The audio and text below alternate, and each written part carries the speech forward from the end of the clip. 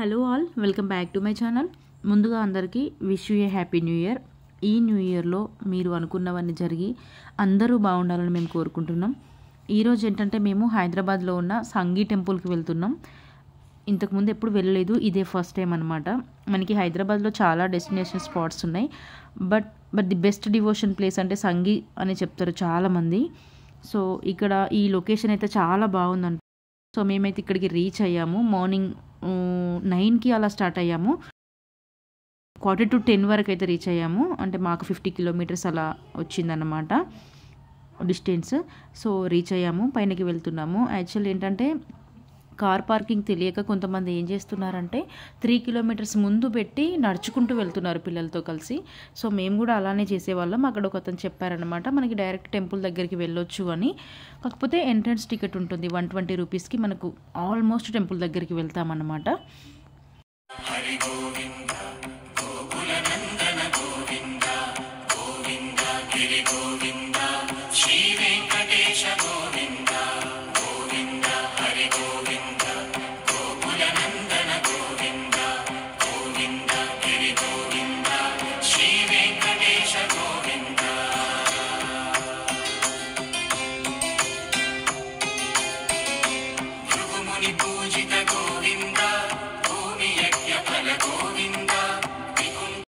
ఈ టెంపుల్లో ప్రధాన దైవం శ్రీ వెంకటేశ్వర స్వామి వారండి.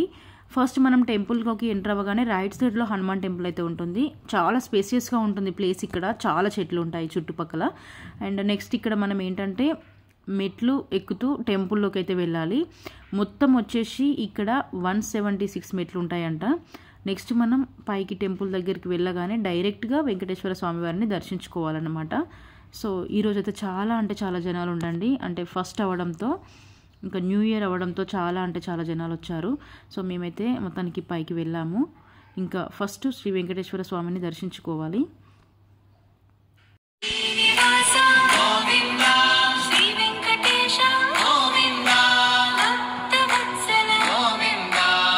ఇక్కడ రైట్ సైడ్ మనకి శివాలయం ఉంటుంది, లెఫ్ట్ సైడ్లో పద్మావతి అమ్మవారి ఆలయం ఉంటుంది.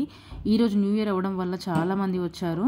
నార్మల్గా అయితే సాటర్డే అండ్ సండేస్లో ఎక్కువ జనాలు వస్తారంట. అంటే ఓన్లీ హైదరాబాద్ నుంచే కాదు, అదర్ స్టేట్స్ నుంచి కూడా చాలా వస్తారంట ఈ టెంపుల్కి. అండ్ ఇక్కడ అష్టలక్ష్మిలు ఉంటారు.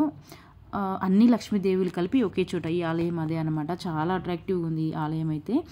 సో అష్టలక్ష్మిలన్నీ ఒకే చోటు ఉన్నాయి. అండ్ ఇంకా రాధాకృష్ణ టెంపుల్ ఉంటుంది పక్కనే. నెక్స్ట్ సీతారామస్వామి వారి ఆలయం ఉంటుంది. అండ్ ఇక్కడ మూవీ షూటింగ్స్ కూడా చాలానే అవుతాయంట.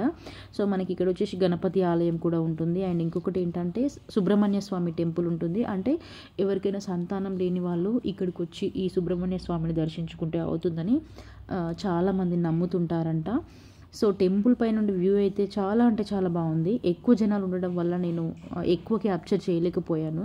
అంటే సైడ్స్కి వెళ్ళి ఆ లొకేషన్ని క్యాప్చర్ చేయలేకపోయాను అన్నమాట. మాకు దర్శనం వచ్చేసి ఒక 30 మినిట్స్లో జరిగింది, బాగానే జరిగింది. అంటే మేము ఆఫ్టర్నూన్ టైంలో వెళ్ళాం కాబట్టి కొంచెం తొందరగానే అయిపోయింది అనమాట. ఇది పైనుంచి వ్యూ మనకి ఎంత బాగుంది చూడండి.